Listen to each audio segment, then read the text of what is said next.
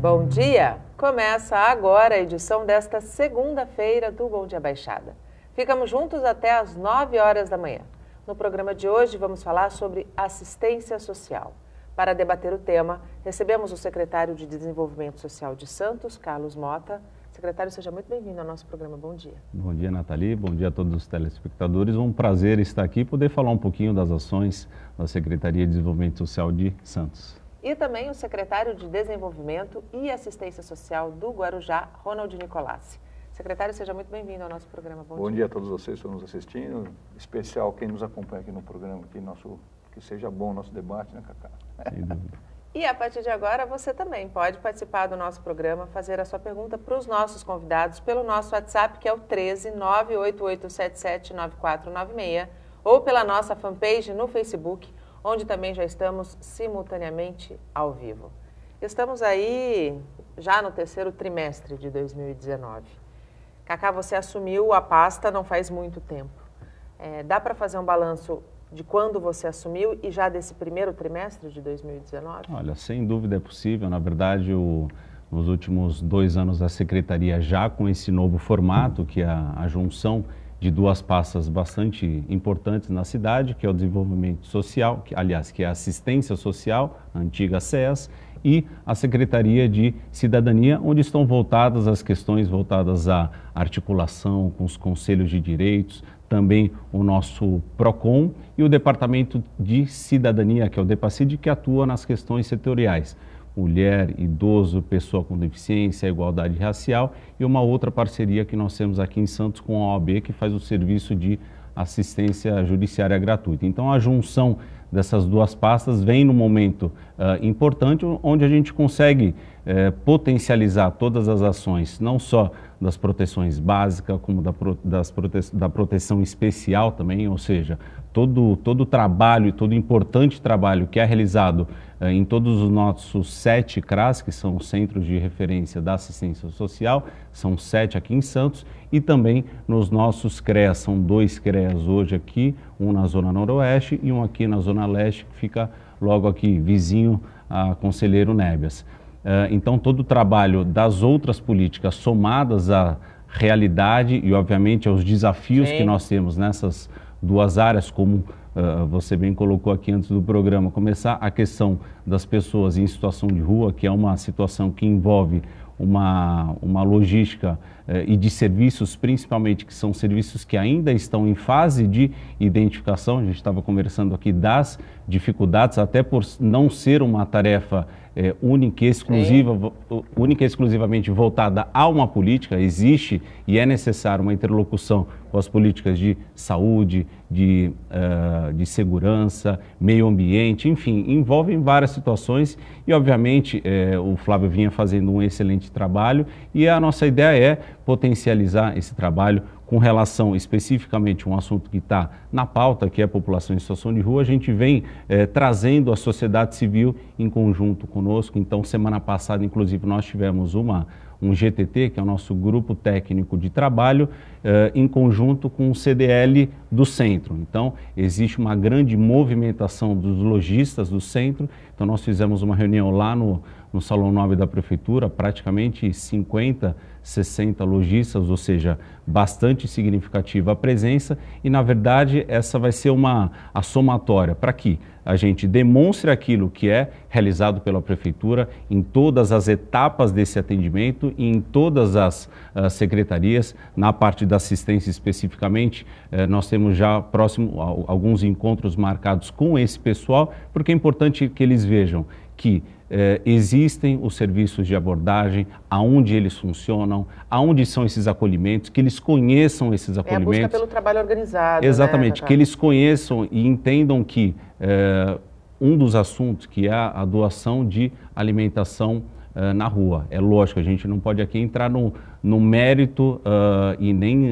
de forma alguma fazer uma crítica simplesmente pela crítica. A gente tem, na verdade, que demonstrar, esse é o papel do governo, a gente tem que demonstrar à sociedade que é louvável que se dê alimentação, porém existe uma política pública voltada ao atendimento dessas pessoas. Então, quando a gente consegue, dentro de um equipamento nosso, identificar aquela pessoa, se ela é de Santos, se ela é do Guarujá, se ela é de São Paulo, fazer eventualmente o seu recâmbio à sua cidade de origem e fazer com que esse trabalho continue sendo realizado até que a gente chegue num patamar de reinserção no mercado de trabalho, que essa pessoa volte a ter dignidade. Para que isso tudo aconteça, a gente tem uma política por trás disso tudo. Então, fazer com que os comerciantes, fazer com que a sociedade entenda e reconheça que esse trabalho existe, é o nosso papel. Isso a gente vem tendo a colaboração muito importante do CDL e de todas as organizações que também trabalham com a doação. Então, a gente junta praticamente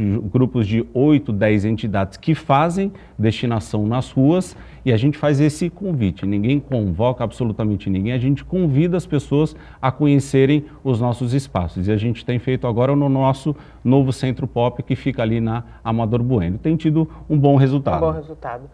Secretário, e no Guarujá, você já está há mais tempo no cargo de Assistência e Desenvolvimento Social, veio do esporte, uma pasta onde a gente sempre diz aqui que é ferramenta para a promoção de cidadania.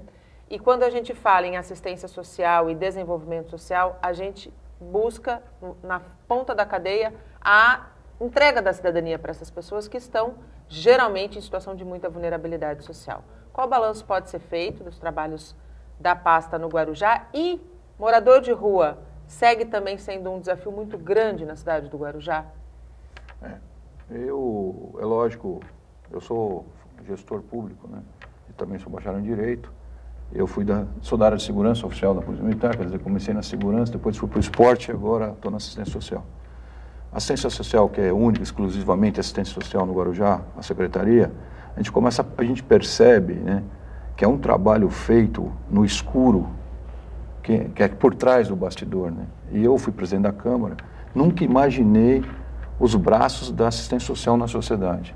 É uma coisa assim de bater palma. Apesar, o que eu tenho percebido, que precisa muito mais investimento nessa área, principalmente com mão de obra, principalmente assistentes sociais, psicólogos, que é um trabalho, principalmente no Guarujá, que nós temos uma comunidade de periferia muito grande, mais de 50 núcleos subnormais, e essas pessoas estão o tempo todo sofrendo qualquer tipo de violência, em qualquer sentido que se fale isso, e chegar nessas pessoas e identificar. Nós percebemos que eu tenho uma comunidade na Vila Baiana que seria, por exemplo, um exemplo de estudo sobre assistência social, que chama Lar Espírita Elizabeth. Ele faz um trabalho assistencial no pé da comunidade da Vila Baiana bem intenso e bem forte. E aí, nos nossos estudos estatísticos, em dados, percebemos que aquele núcleo é o lugar onde tem mais atendimento social, onde tem mais necessidade social. E começamos a perceber, se lá, que tem uma entidade que faz todo um ciclo completo assistencial... Pensa onde não tem. Imagina onde não tem. Então, dessa forma, a solução que, conversando com o prefeito e com a presidente do Fundo Social, a primeira-dama, a esposa do prefeito, fizemos agora um trabalho que essa semana nós percebemos que nós temos que estender nossos braços da ação. E percebemos que essas entidades sociais que tem falado o Cacá, que são entidades que estão fazendo um trabalho social, porém não tem uma referência de assistência social.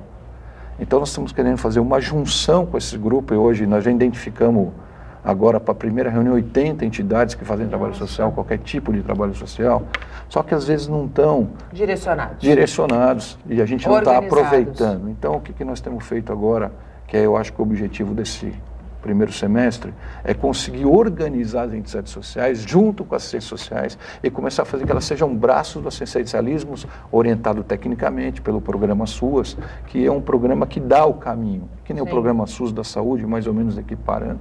Então, eu acho que aí nós temos uma ação muito mais coesa, com resultados, porque o que acontece, Cacá, e aí você fala com o pessoal do CDL, da Associação Comercial, eles não conseguem ver resultado, né? Porque a gente faz um enxugar-gelo. Essas nossas operações, né, que são abordagens sociais, né, que não tem caráter de segurança pública, porque também tem o caráter de segurança pública, com as operações, não sei se a Guarda Municipal atua aqui na rua, mas lá atua, porque tem o lado social e tem um lado criminal, porque aí você começa a ter guardador de carro, começa a ter ameaça, tem extorsão, começa a ter um monte de coisa nesse meio. Então nós estamos com força-tarefa, junto com a assistência social, mesclando esse tipo de operação, tentando dar um caminho. Mas a saída verdadeira, a solução para a população de rua, eu não consigo entender, Cacá, e vai me desculpar criticar, assim, a política do Estado, como é que eu deixo crianças e famílias com pais morando na rua desabrigados? Eu não consigo entender, num país rico que nem o nosso, vai ser logo, logo a maior economia do mundo, a segunda maior economia do mundo, ter famílias desempregadas, estruturadas, morando em tendas, morando em... Cortiços. Cortiços, não estamos falando aqui da nossa região. Você vai em São Paulo, cidade de São Paulo, uma cidade mais rica do mundo, as pessoas morando embaixo de ponte, e o Estado não providenciar um abrigo provisório para aquelas pessoas. O Estado... E a gente sabe que a política tem vários mecanismos e vários parceiros políticos de empresas que podiam estar absorvendo essa mão de obra, dando emprego, dando oportunidade, dando curso para essas pessoas, para se qualificar, para sair da rua, e não fazem isso. O que eu estou tentando fazer junto com o prefeito é montar um sistema que consiga que essas pessoas saiam da rua. Outra coisa que nós temos um problema muito grande é que essas pessoas perderam uma coisa chamada discernimento. Referência. Ela não consegue mais saber o que é certo e o que é errado. Ela não consegue mais decidir sobre a vida dela. E eu comecei um programa agora em parceiro com uma entidade, de a gente começar com assistência social, tentar identificar a família. Se a família tiver condições de pedir a interdição judicial dessa pessoa para internar compulsoriamente, começar a obrigar o Estado a dar o atendimento. Por que ninguém quer discutir isso? Porque isso é um problema de saúde pública, não é um problema só assistencial, é um problema de saúde pública. Se você não tiver uma internação, não tiver uma recuperação, tirando aquela pessoa da droga que ela está usando, e na rua nós temos o álcool, que é a droga acessível, né? Legalizada. Se você não tirar essa pessoa e voltar a dar a condição dela pensar que ela está acabando com a vida dela e acabando com uma estrutura social, porque isso afeta a sua família, afeta os filhos, afeta... Se você não conseguir reintegrar essa pessoa na sociedade com força de Estado, essa pessoa vai continuar morando e vai saber o quê, Cacá? O que a gente vê aqui na Baixada, as cidades de lá jogando tudo para cá, as cidades que a gente faz pesquisa de onde vem, começa a ver que tem cidades que põem van, chega de madrugada aqui, deve acontecer isso com o Santos também, e derrama as pessoas esquecendo que ali é um ser humano, que são irmãos nossos, lixo, que estão num momento da vida difícil. Cacá, pegando esse gancho, Santos anunciou no ano passado um censo para identificar justamente o perfil dessas pessoas em situação de rua, da onde vêm, se são a maioria dependentes químicos, qual é o perfil e para saber a melhor forma de tratar. Como é que está esse censo? A prefeitura já tem um perfil inicial desse morador de rua? A drogadição, a dependência química é o maior problema a ser enfrentado? Muito bem colocado. Esse censo é uma parceria que a Secretaria e Prefeitura, né, vem desenvolvendo em parceria com a Unifesp. Até do ponto de vista acadêmico, já foi colocado e não é recomendável que se faça isso na temporada, porque existe uma diferença que não é interessante para a pesquisa. Então, a pesquisa vai ser realizada agora no mês de abril. Ela já está em fase de estruturação de toda a equipe, mapeamento, zoneamento. Todos os parceiros que irão fazer essa pesquisa já estão todos dedicados a esse programa. Inclusive, a pesquisa, ela não vai ser, essa parceria com a Unifesp, ela não vai se resumir ao ato em si da pesquisa, ela vai ter um desdobramento prévio e posterior de 12 meses. Então, vai ser um trabalho contínuo que envolve a avaliação dos serviços, a didática de cada um desses serviços, desde a abordagem, né, a abordagem que ela atua de forma espontânea, mas também atende aos chamados do 0800, que é o 0800 177766. Como o Ronald muito bem colocou aqui, é um trabalho intersetorial, não tem como, assistência sozinha é absolutamente impossível que a gente consiga dar um encaminhamento razoável a todas as questões. Então, até esse 0800 é um atendimento pela Guarda Municipal que faz a descentralização do atendimento, seja para equipe ou da assistência ou da guarda que estiver mais próximo. Um ponto interessante aqui em Santos é que todos os guardas municipais são capacitados no assunto população em situação de rua, eles são capacitados pela equipe do Centro Pop, para que eles entendam minimamente quais são as formas de abordagem, até porque a gente trabalha, a política de assistência social trabalha num viés de construção de vínculo. A gente sabe que muitas das vezes a gente tem que abordar aquela pessoa, ela não vai aceitar o atendimento naquele dia, nem na segunda, nem na terceira, ou seja, existe um trabalho incessante de convencimento. Agora, por outro lado, a gente sabe que existe, e é fato, situações onde a pessoa está fazendo mau uso do espaço público ou está cometendo algum tipo de eventual crime, e para isso é um outro tipo de abordagem, até nessa eventual chamada do 0800, dependendo do caso, isso é remetido a alguma situação ao 90, mas o guarda tem total propriedade para fazer a intervenção naquele momento. Por exemplo, uma pessoa que está utilizando o banco da praia como varal, ou, enfim, várias situações que a gente tenha, é importante que a gente tenha o profissional, o funcionário público, o guarda municipal, com discernimento da sua abordagem.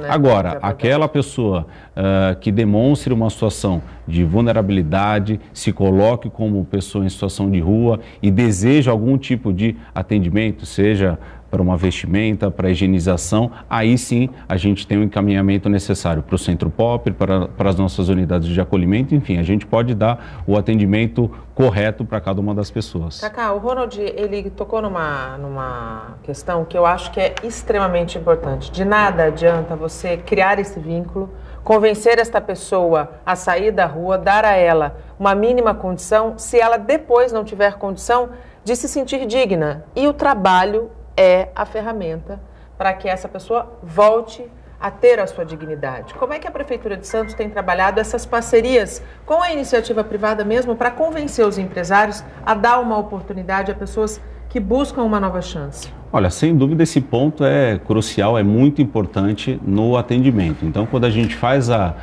quando a gente recebe a pessoa no Centro Pop, primeiro que não existe uma tabela geral de atendimento, cada caso ele é individualizado, cada cidadão que entra no serviço é realizado um PIA, né, que a gente chama, que é um plano individual de atendimento, onde a gente faz a contrarreferência com todos os serviços, principalmente os de saúde, porque não adianta em nada a gente pensar que mesmo a pessoa topando o encaminhamento ao Centro Pop, que ela aceite sim o encaminhamento para uma das nossas unidades de acolhimento, mas se ela tem uma dependência química, não adianta pensar de imediato naquela situação, na reinserção no mercado de trabalho, num programa de capacitação.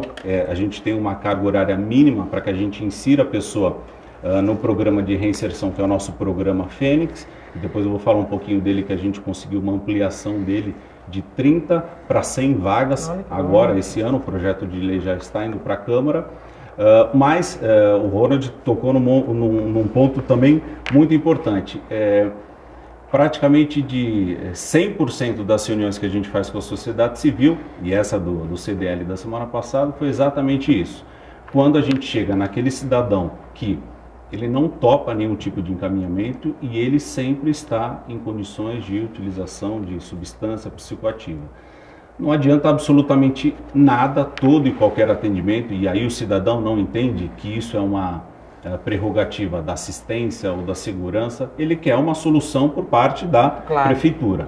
E obviamente quando vem um assunto internação compulsória, a gente sabe que isso existe, mas existe toda uma trajetória para que isso aconteça, e com certeza o desdobramento final não vai ser o funcionário nem da assistência social e nem da segurança que vai legitimar qualquer tipo de encaminhamento nesse sentido. Obrigatoriamente pela lei tem que ser um profissional da área da saúde, e para isso, obviamente, nenhum profissional vai determinar uma internação compulsória logo na primeira etapa. Existe a necessidade dessa pessoa estar referenciada em uma das unidades de saúde. Agora, para que isso aconteça também, para que a pessoa dê o primeiro passo, coloque o pé no serviço de saúde, também existe um desdobramento que, obviamente, ele pode e deve ser feito com esse tripé de desenvolvimento social, segurança e saúde, mas, obviamente, ele passa obrigatoriamente por uma demanda que envolve o serviço de saúde. Isso é bastante importante porque, inclusive, em alguns dos chamados, dada a gravidade da situação, a gente fala, olha, não é nem no 190 e nem no nosso 0800. Você tem que ligar para o SAMU. E é difícil a sociedade compreender isso.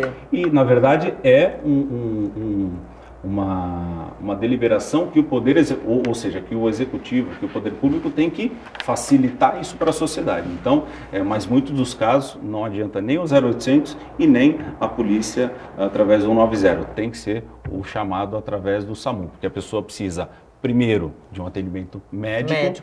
A partir desse atendimento médico na unidade de emergência, obrigatoriamente essa pessoa vai estar referenciada a uma unidade ambulatorial. E aí, sim, a gente conseguindo fazer o acolhimento dessa pessoa, o psicólogo, o assistente social, a equipe técnica tem que fazer o contato e o referenciamento com aquela unidade de saúde. E aí viabilizar todas as estratégias de encaminhamento, locomoção, transporte. Mas o atendimento, sim, ele tem que ser da saúde. Lá no Guarujá, Ronald, existe uma estimativa da população ativa de rua, em situação de rua no município? Então, como eu te falei, nas nossas operações, nós chegamos agora por abordagem a 1.300 abordagens nesses últimos 6 meses. E tivemos 300 homens praticamente identificados, onde 200 acabamos sendo recâmbios que não eram da cidade. Até legal essas abordagens, não sei se o Cacá já aconteceu com ele aqui, mas essas abordagens identificamos pessoas perdidas. Pessoas com problema mental. Agora tivemos 2 casos em Minas Gerais, acabamos recambiando para a família em Minas, estavam perdidas, sumidas. E a família atrás, em busca? Sem saber onde que é. E nessa abordagem social, porque a gente está falando do caso, até ele falou assim, chamar o SAMU, né? É que depende, aqui a entrada, a porta de entrada desse cidadão são várias, né, porta de entrada. Então, assim, está num surto ali, você vai chamar realmente o SAMU. Mas como tem agressão, euforia, acaba tendo a segurança ao lado para essa contenção, às vezes está armado com faca, arma branca. Então, e a abordagem também, ela acaba nessa abordagem social que nós fazemos, que é feita em Santos, que é feita em Guarujá, você acaba identificando aquela pessoa. A importância do assistente social é muito importante, porque ele que vai ter aquele carinho especial para olhar, isso aqui é um cidadão, né? E eu vou acompanhar o que vai o desdobramento da vida dele. Por isso que a importância da assistência social estar envolvido nisso até chegar. O que nós estávamos falando da compulsória, é lógico, como é que você interna alguém compulsoriamente? Só com uma decisão judicial.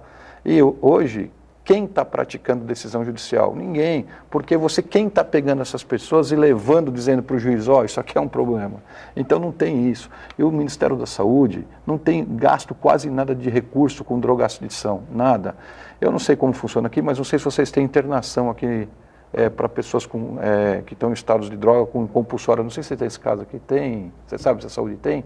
Já pessoas internadas aqui. A gente faz encaminhamento às unidades conveniadas. Eles têm alguns convênios, né? Então nós temos lá também alguns convênios. Mas se você pegar o número de vagas que nós temos para internar pessoas que estão precisando, é pequeno. Você passar na rua à noite andando, o que você vê de pessoas com essa droga, o crack, zumbis andando à noite na rua, se você andar na nossa cidade, você vai ver, aqui em Santos você vai ver. Então essa ação, ela tem que ser assim, ter um fluxo. E esse fluxo tem que começar a ser atacado realmente para ter solução. Porque essa discussão que nós estamos falando de homem de rua, eu era oficial da Polícia Militar, fui tenente da Rota de São Paulo, e começou a Cracolândia naquela época, em 95. Começou lá na Zona Leste, a Cracolândia, e depois se tomou conta de São Paulo inteiro, porque aquela falta de ação, falta de operação. E a Baixada tem sofrido, é os últimos anos que tem aumentado essa população de rua na Baixada. Nós estamos sofrendo, estamos começando a ter Cracolândia, estamos começando a ter isso. E se não tiver uma ação realmente que haja e não tenha discurso, seja realmente ação, a gente vai estar aqui uns anos igual aos grandes lugares das grandes capitais. Falando em Cracolândia, Cacá, nós temos aqui em Santos, infelizmente, um sinônimo, um local que é o túnel do VLT, que a prefeitura ela faz ação, ela retira aquelas pessoas, ela oferece atendimento, mas isso dura muito pouco. Logo, aquele túnel está novamente habitado, geralmente por pessoas que são dependentes químicas e que usam o crack. Existe uma solução definitiva para que aquele cenário deixe de existir? Olha, ali é um ponto bastante importante e, na verdade, esse trabalho intersetorial, e a gente vem fazendo isso diariamente, né? O secretário Delbel, em conjunto, nosso grupo de secretários, com relação a essas abordagens ali próximo ao VLT. É lógico, alguns desdobramentos de direcionamento dos serviços, eles são encaminhados para aquela área, como, por exemplo, a equipe de consultório na rua, que é uma equipe vinculada à Secretaria de Saúde, fica ali próximo para que na força-tarefa que é realizado pela Guarda Municipal, porque ali também a gente precisa, às vezes, dividir um pouco a situação, independente de ser um grupo de pessoas fazendo a utilização de substâncias psicoativas. Primeiro que ali, qualquer pessoa, eu não posso ficar naquele local, nenhum de nós pode ficar, porque ali é um local inseguro, até porque é local de passagem de um veículo leve sobre trilhos. Então, exato, não é para ninguém ficar lá, é só para os trilhos. Então, é uma razão óbvia. Então, independente das pessoas estarem ou não utilizando drogas naquele espaço, a equipe de segurança, enfim, toda a equipe que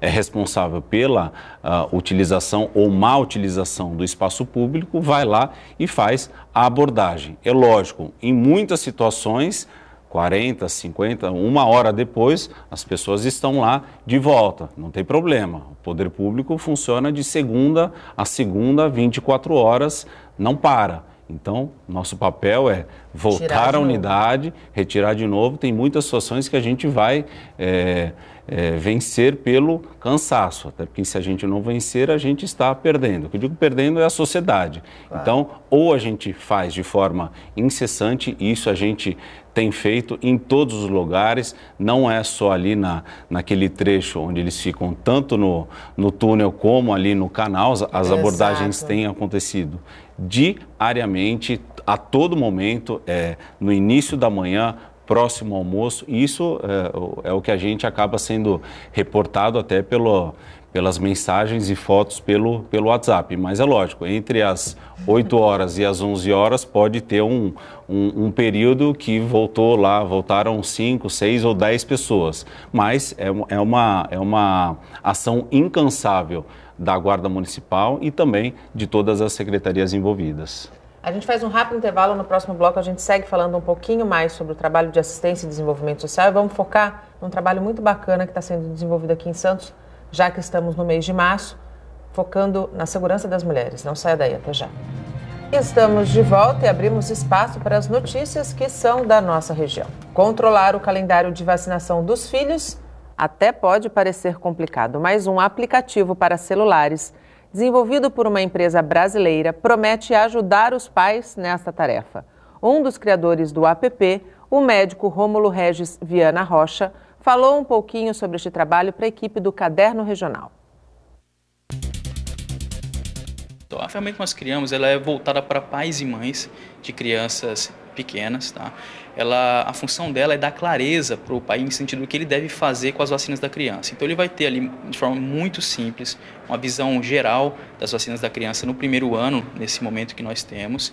Ele vai saber exatamente qual vacina dá com 2 meses, com 3 meses, com 4 meses, e vai encontrar ali dentro informações assertivas para tirar as dúvidas. Isso assinado por médicos, tanto eu quanto médicos da minha equipe, para orientar o pai e tirar as principais dúvidas, inclusive desvencilhar alguns mitos relacionados à vacina. Então essa é a função, lembrar quando tem que dar, se houver algum atraso, o aplicativo ele notifica, chama de volta para vacinar. Essas são as principais vantagens do nosso produto. Os pais têm muito medo de que ocorra alguma coisa grave vacinando a criança. A gente traz informações que são quantos por cento ocorrem de cada reação, por exemplo, quantos por cento tem febre, quantos por cento vão ter dor no local da ferida. A gente mostra para os pais, não é assim, os efeitos colaterais são leves e o benefício potencial ele é muito grande. Então, a gente mostra esse custo-benefício para o pai, mostra quais são as reais contraindicações. Muitas vezes os pais acham que, por exemplo, se a criança estiver com febre baixa, não pode vacinar. A gente mostra que não, dá essa informação para gerar clareza realmente para os pais entenderem que algumas coisas não impedem a criança de vacinar e quando impede a gente avisa ali claramente para ele ter essa consciência. O sarampo é uma doença viral, tá? Aguda, ele afeta qualquer faixa etária, desde crianças até idosos. Tá? Ele, costumeiramente, ele afeta os vasos sanguíneos e causa lesões de pele, lesões na mucosa. Tá? É uma doença altamente contagiosa. Ele pode ser eventualmente grave, causar complicações e eventualmente até mesmo a morte. Como a doença ela foi praticamente eliminada do país, o número das pessoas ele foi arrefecendo e a cobertura vacinal foi se tornando menor ao longo do tempo, especialmente na faixa de adultos. E o vírus ele continuou circulando em outras partes do mundo, né? Inclusive próximas ao nosso país. Quando ele encontrou uma população que não estava adequadamente vacinada, com uma boa cobertura, ele acabou se proliferando, especialmente em algumas regiões com uma menor cobertura. É só entrar na App Store, digitar o nome do aplicativo, Dr. Luque, Dr. Luque, e você vai achar na lista o aplicativo ali para download, é um download gratuito, tá? Ou então pode entrar no nosso site, www.drluke.com.br. Excelente iniciativa. A gente reforça aqui sempre que vacina é saúde. Esse final de semana aconteceu o dia D de vacinação contra sarampo. Santos recebeu 100 mil doses da doença em virtude dos 2 casos registrados na cidade. O público-alvo dessa campanha segue sendo a faixa etária dos 15 aos 29 anos, mas todas as pessoas que não estão com a carteira de vacinação em dia ou não se lembram se tomaram ou não a vacina ou o reforço da vacina, deve procurar os postos de saúde do município, porque a vacina é de graça. Como bem disse o nosso entrevistado, o médico, um dos responsáveis pelo APP, a gente está pagando preço por relaxarmos na cobertura vacinal. E estamos vendo, infelizmente, doenças que já estavam erradicadas voltando e causando uma grande preocupação, principalmente entre as crianças. E voltamos com os nossos convidados. Hoje recebemos Carlos Mota, secretário de Desenvolvimento Social de Santos, e também Ronald Nicolassi, secretário de Desenvolvimento e Assistência Social do Guarujá. Você pode participar do nosso programa, fazer sua pergunta para os nossos convidados através do nosso WhatsApp, que é o 13 988779496, ou pela nossa fanpage no Facebook, onde estamos simultaneamente ao vivo desde as 8 horas da manhã. Estamos em março e celebramos no dia 8 o Dia Internacional da Mulher, e certamente um dos maiores desafios que existem hoje quando nós falamos de mulher é o combate à violência contra a mulher. Santos lançou recentemente um programa que é o Guardião Maria da Penha, que tem o objetivo justamente de auxiliar essa mulher em situação de risco. Como vai funcionar o Guardião e como é que os guardas municipais vão ser qualificados para esse trabalho? Exatamente. Primeiro que foi um programa amplamente debatido entre o poder público municipal, desenvolvimento social e segurança, mas o principal parceiro foi, obviamente, a polícia e o Ministério Público, grandes entusiastas do programa. A gente sabe que é um mês bastante emblemático, obviamente que não se reforçam apenas ações com relação a situações de violência, outras vertentes como empreendedorismo, enfim, nós tivemos uma programação extensa, praticamente todos os dias nós temos alguma programação, e aí uma mensagem de agradecimento ao Conselho Municipal da Mulher e também a nossa Coordenadoria de Políticas para a Mulher, a DINA, que está dentro do Departamento de Cidadania, e especificamente do programa Guardiã Maria da Penha, é uma necessidade. O Santos é acho que é o 8º ou 9º município que recebe o programa no estado de São Paulo.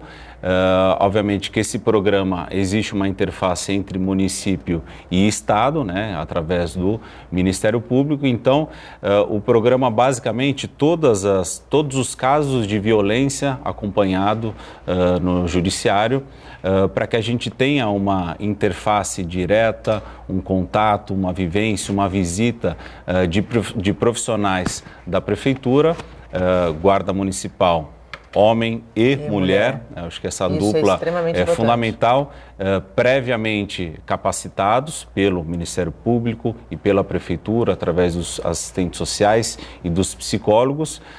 Praticamente é aquela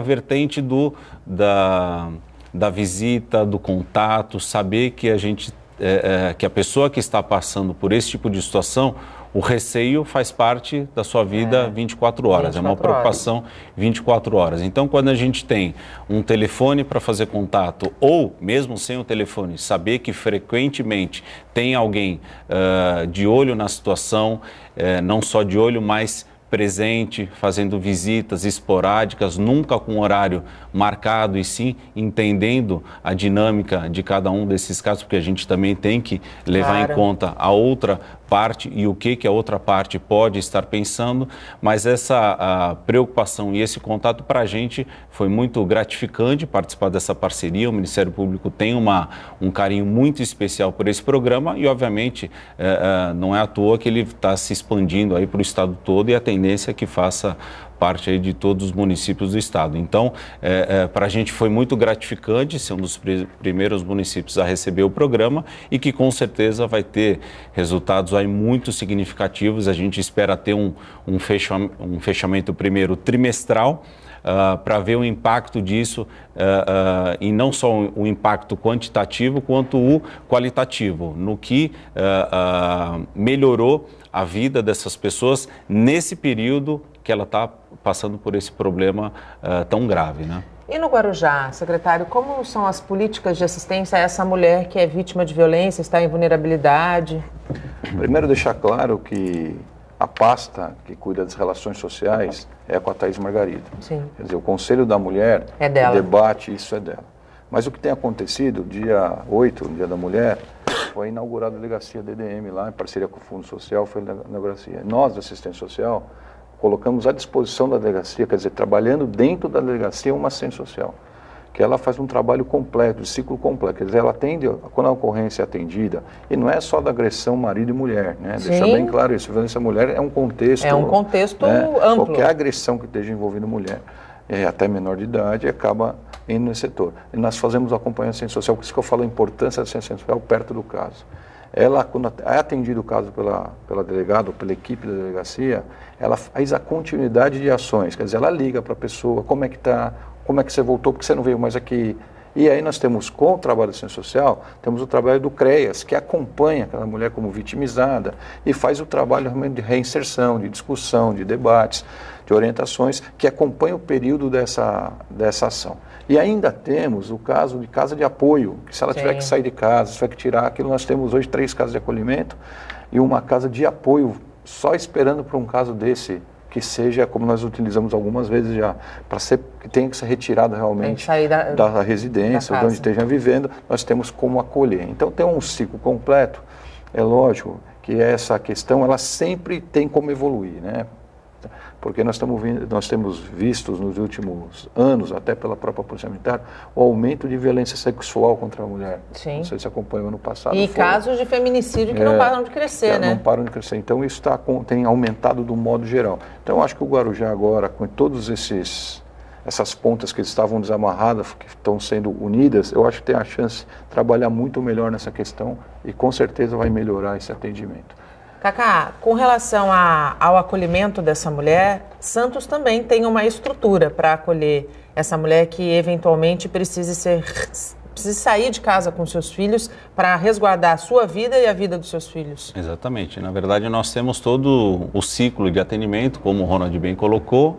Esse atendimento, ele, pela nossa legislação, né, que é regulamentada pelo Conselho Nacional de Assistência Social, esse serviço e esse meio de campo, ele é realizado através do CREAS, que é o Centro de Referência Especializado da Assistência Social. Então, todos os casos que envolvem essas situações são acompanhados pela equipe de referência do CREAS, assistentes sociais, os psicólogos, e estes profissionais, identificando algum desses casos, a necessidade de acolhimento imediato, né? Até é uma unidade que a gente não divulga o endereço, a gente nem pode fazer isso por uma medida de segurança, mas é a última medida, né? Assim como todo o acolhimento, né, desde criança, adolescente, adulto, idoso. O acolhimento sempre é a última etapa, a última instância. E quando isso é de forma prudente, identificado por estes profissionais, essa unidade está sempre à disposição. O que a gente existe até na região é uma parceria com outros municípios, em alguns casos é interessante até a saída do município, então a gente faz esse referenciamento aqui em Santos e daqui de Santos para outras unidades, não só da Baixada como de fora daqui da Baixada. Em alguns casos é importante esse referenciamento e esse distanciamento, e isso acontece de fato aqui na região. A gente tem pouco mais de 10 minutos para o programa acabar e eu queria falar um pouquinho sobre o importante trabalho desenvolvido por entidades sociais, que são um braço, especialmente aqui em Santos, de muito acolhimento, e sem essas entidades sociais, certamente essa prestação de serviço seria muito mais difícil. Como é que está o diálogo com essas entidades? Quais são os planos para essas entidades em 2019, secretário? Olha, Santos tem que ser muito grato a essas entidades. Hoje, especificamente na área da assistência que envolvem os acolhimentos, e assim a gente pode falar, desde a primeira infância, juventude, mulher vítima de violência, os idosos que são as nossas ILPIs, enfim, toda a rede, né, desde a proteção básica e especial, nós temos diversos parceiros que são as entidades não governamentais. Santos tem uma característica bastante significativa, até porque a primeira organização da sociedade civil, que é a Santa Casa, nasceu aqui em Santos. Então a gente tem isso no nosso DNA. E essas entidades atuam em todas as áreas, não só na assistência, no desenvolvimento social, mas na saúde, na educação, né? A gente tem um exemplo de bastante participação, inclusive temos entidades que atuam em diversas áreas, geralmente assistência e educação, mas falando especificamente da assistência social, a gente vem fazendo um trabalho de aproximação. Acho que é importante o quanto a gente pode potencializar cada um desses serviços, mas isso a gente acaba fazendo de forma segmentada. Então, na semana que vem nós temos um encontro, inclusive, com as ELPIs, Casa do Sol, Lar Evangélico de Amparo à Velhice, de população em situação de rua, nós temos a entidade Vidas Recicladas, que faz a Casa das Anas, temos também o albergue noturno, já estamos aí desenhando um cenário de ampliação desse número, até em conjunto com a ampliação do programa Fênix, que é um programa de reinserção ao mercado de trabalho de 30 para 100 vagas agora em 2019. Na área da infância e juventude temos vários parceiros, Casa da Criança, Vó Benedita, Santo Expedito, enfim, que é um grande parceiro aqui também, a universidade. Enfim, temos esse reconhecimento, ele tem que ser feito diário, né? E não só no discurso, mas também como a prática assim coloca. E eu acho que essa vivência de cada uma dessas associações, até porque elas têm muitas responsabilidades, eu acho que não só tocar o dia a dia de cada um desses serviços, mas também atender uma política que é acompanhada de forma bastante intensa através do Conselho Municipal de Assistência Social, que inclusive temos a Assembleia Geral Ordinária amanhã, terça-feira. Temos também a nossa ADRADS, que é a diretoria vinculada à Secretaria de Desenvolvimento Social do Estado de São Paulo, que faz também um acompanhamento bastante intenso de todos esses serviços, não só os serviços públicos, mas os serviços dessas entidades, mas que atuam com bastante competência, com bastante afinco aqui na cidade e em toda a região também. E no Guarujá, secretário, o trabalho dessas entidades sociais, elas são de fato um braço importante para que a assistência chegue ao maior número possível de pessoas necessitadas? Sem dúvida, né? O Estado por si só, o Estado, quer dizer, o governo sozinho não consegue, essa questão está na evolução que está, né, Cacá? A evolução que está na assistência social, com certeza, depende muito da parceria dessas entidades sociais. E cada um com o seu trabalho, com a sua missão. Para você ter ideia, os restaurantes populares, não sei se você tem aqui restaurante popular. Temos tem 4. Quem toca são entidades sociais. Eu fiz um chamamento público agora ao restaurante popular de Santo Antônio, nenhuma entidade quis participar. Você vê como você fica como é a dependência da entidade. Eu fiz um chamamento público também para criar mais uma casa de acolhimento, que nem Lar Manaim, Casa do Menor, porque terceirizar o serviço é muito mais barato e tem muito melhor resultado. E nós também não participou ninguém, para você ver a importância de motivar as entidades a realmente estar desenvolvendo. É que também ser de entidade é tão difícil, eu já tive entidade, não sei se já participaram, a prestação de conta, a cobrança, e depois com o Tribunal de Contas ainda volta a prova do que, aí vai para o tribunal e ainda volta uma conta para você que foi. Então por isso que as entidades elas têm que ser olhadas com carinho, com atenção. Nós do serviço público temos que entender que eles são maiores aliados nossos. Às vezes eu percebo que dentro do serviço público tem um receio com as entidades, mas tem que ser ao contrário, tem que tratar as entidades como braços nossos. Isso é o que a gente tem feito, tem dado toda a atenção especial e espero que elas continuem e queiram cada vez aumentar o seu serviço, que está diretamente beneficiando a nossa população, trazendo melhor qualidade de vida para todos nós.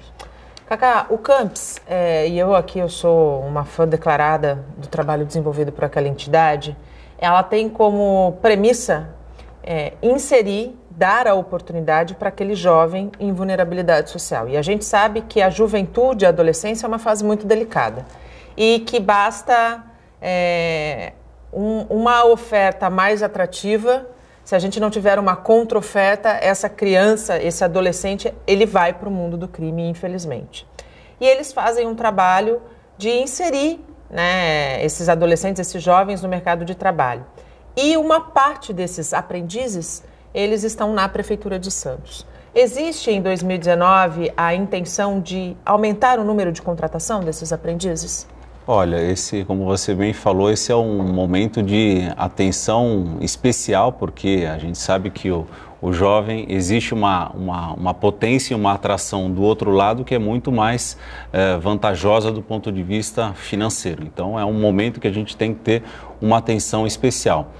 Com relação ao campus e o serviço em que ele se identifica dentro da política de assistência, na verdade, o interesse ele é total da Prefeitura, até porque ele envolve todas as outras secretarias, tanto é que o processo de contratação ele é realizado através não de uma secretaria de linha de frente, ele é através de uma secretaria que tem a função meio, que é a Secretaria de Gestão. Então, o secretário Cacá com certeza tem uma atenção especial desenhando essa eventual ampliação, e a gente também tem outros programas que lidam com esse momento específico. Hoje, inclusive, segunda-feira, a gente tem a formatura dos jovens que fazem parte do programa Novo Rumo da Prefeitura. São os adolescentes que participam, os jovens que participam do nosso restaurante escola que fica ali no Valongo. E é incrível esse projeto. Exatamente, então a gente tem um alto índice de inserção no mercado de trabalho assim que eles se qualificam e terminam o período no restaurante, praticamente 90% deles já saem